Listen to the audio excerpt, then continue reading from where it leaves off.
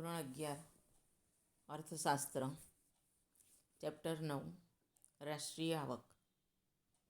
રાષ્ટ્રીય આવકમાં પ્રસ્તાવના, રાષ્ટ્રીય આવકનો અર્થ, સામાન્ય અર્થ, આલ્ફ્રેડ માર્શલ ઉત્પાદન ઉપર આધારિત વ્યાખ્યા, ઇર્વિંગ ફિશર વપરાશ ઉપર આધારિત વ્યાખ્યા અને SU પીગુ નાણાં ઉપર આધારિત વ્યાખ્યા.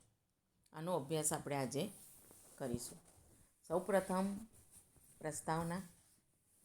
રાષ્ટ્રીય આવક એ સમગ્રલક્ષી એટલે કે બૃહદ અર્થશાસ્ત્રનો એક પાયાનો ખ્યાલ છે.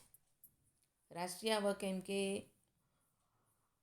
સમગ્રલક્ષી અર્થશાસ્ત્રનો એક પાયાનો ખ્યાલ છે.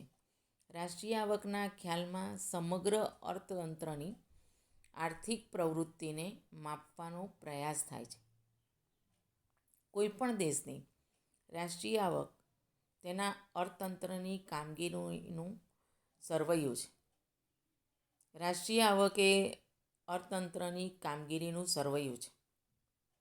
રાષ્ટ્રીય આવકથી આપણને જે તે અર્થતંત્રની આર્થિક તબિયતનો પરિચય મળે છે.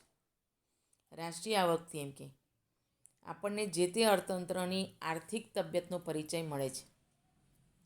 જો અર્થતંત્રની રાષ્ટ્રીય આવક વધતી હોય તો તે સામાન્ય રીતે તંદુરસ્તીનું પ્રતીક છે. અર્થતંત્રની એમ કે રાષ્ટ્રીય આવક વધે તો તે સામાન્ય રીતે તંદુરસ્તીનું પ્રતીક છે. અને જો અર્થતંત્રની રાષ્ટ્રીય આવક ઓછી હોય, ધીમે ધીમે વધતી હોય તો એ અર્થતંત્રની નાદુરસ્તીનું પ્રતીક છે. વધે તો તંદુરસ્તીનું પ્રતીક અને ધીમે ધીમે વધતું હોય, ઓછી આવક હોય રાષ્ટ્રીય, તો અર્થતંત્રની નાદુરસ્તીનું પ્રતીક છે એમ કહેવાય. ટૂંકમાં કોઈપણ દેશની આર્થિક સમૃદ્ધિના માપદંડ તરીકે રાષ્ટ્રીય આવકનો ઉપયોગ થાય છે. ટૂંકમાં કેવું હોય તો કોઈપણ દેશની આર્થિક સમૃદ્ધિના માપદંડ તરીકે રાષ્ટ્રીય આવકનો ઉપયોગ થાય છે. સામાન્ય રીતે કોઈપણ દેશમાં વર્ષ દરમિયાન પોતાની મૂડી અને શ્રમથી કુદરતી સંપત્તિનો ઉપયોગ કરીને અંતિમ વસ્તુઓ અને સેવાઓનું ઉત્પાદન થાય તેના બજાર મૂલ્યને રાષ્ટ્રીય આવક કહે છે. સામાન્ય રીતે એમ કે દેશમાં કોઈપણ દેશમાં એમ કે વર્ષ દરમિયાન પોતાની મૂડી અને શ્રમ ને કુદરતી સંપત્તિનો ઉપયોગ કરી અંતિમ વસ્તુઓ અને સેવાનું ઉત્પાદન થાય અને તેના બજાર મૂલ્યને રાષ્ટ્રીય આવક કહે છે. તો રાષ્ટ્રીય આવક કોને કહે છે, આવો પ્રશ્ન પૂછી શકાય. રાષ્ટ્રીય આવકના GNP, NNP, GDP, NDP જેવા મહત્ત્વના ખ્યાલો છે. બે દેશોની સરખામણી માટે પણ તેનો ઉપયોગ થાય છે. આ ઉપરાંત રાષ્ટ્રીય આવક ખરેખર શું છે, તે કેવી રીતે સર્જાય છે, તેને કેવી રીતે માપી શકાય છે, માપવાની જુદી જુદી પદ્ધતિઓ કઈ કઈ છે, રાષ્ટ્રીય આવકની માપણી વખતે કેટલીક સમસ્યાઓ સર્જાય છે, દેશની નાણાકીય આવક જાણવી જોઈએ કે વાસ્તવિક આવક જાણવી જોઈએ, આ બધી જ બાબતોનો પરિચય મેળવીએ. રાષ્ટ્રીય આવકનો અર્થ. સામાન્ય અર્થ. વર્ષ દરમિયાન દેશમાં ખેતી, ઉદ્યોગ અને સેવાના ક્ષેત્રમાં કુલ જે ઉત્પાદન થાય છે તેનું નાણાકીય મૂલ્ય તે દેશની રાષ્ટ્રીય આવક છે. દેશની રાષ્ટ્રીય આવક કોને કહેવાય તો એમ કે વર્ષ દરમિયાન દેશમાં ખેતી, ઉદ્યોગ અને સેવાના ક્ષેત્રમાં કુલ જે ઉત્પાદન થાય છે તેનું નાણાકીય મૂલ્ય તે દેશની રાષ્ટ્રીય આવક છે.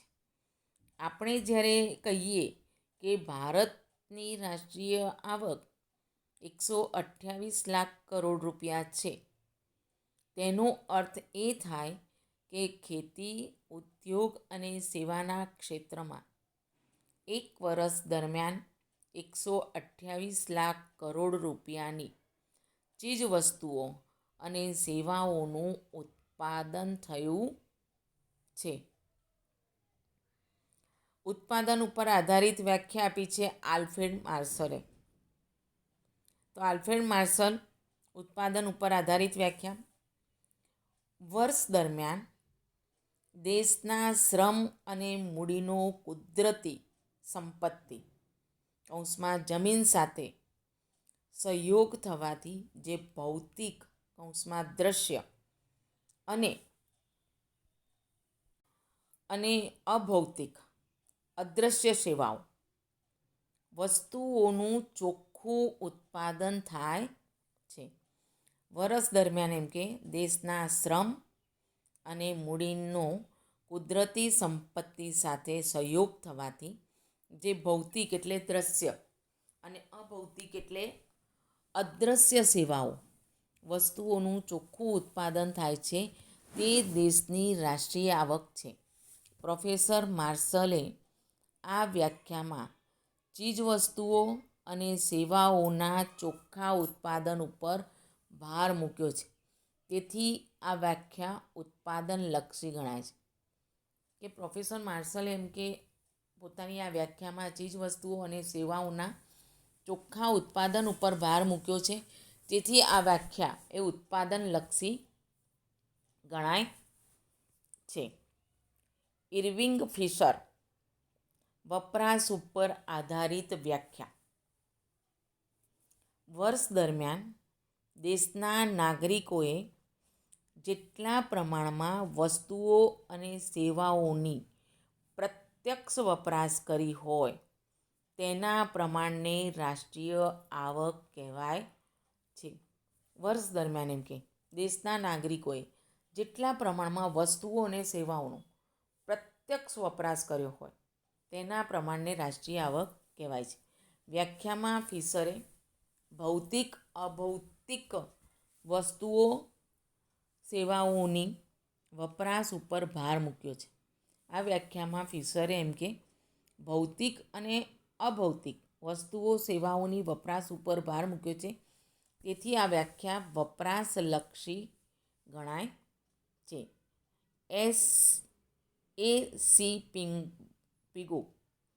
એસી પિગુ નાણાં ઉપર આધારિત વ્યાખ્યા: રાષ્ટ્રીય આવક વસ્તુઓ અને સેવાઓનો એવો પ્રવાહ છે કે જેની ચૂકવણી નાણાં દ્વારા કરવામાં આવી હોય છે.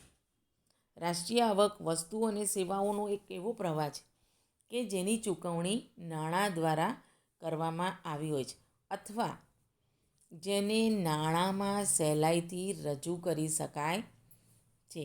બીજા શબ્દમાં કહીએ તો વિદેશી આવક સહિતની સમાજની કુલ આવક જે નાણાંની મદદ વડે સરળતાથી માપી શકાય છે તે રાષ્ટ્રીય આવક.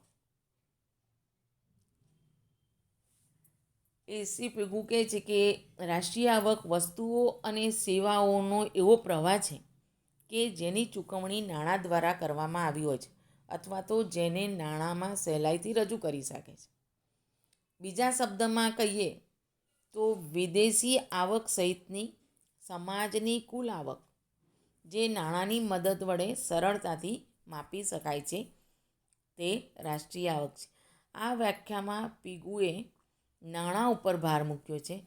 તેથી આ વ્યાખ્યા નાણાંલક્ષી ગણાય છે. વિવિધ વ્યાખ્યાઓ ઉપરથી તારણો: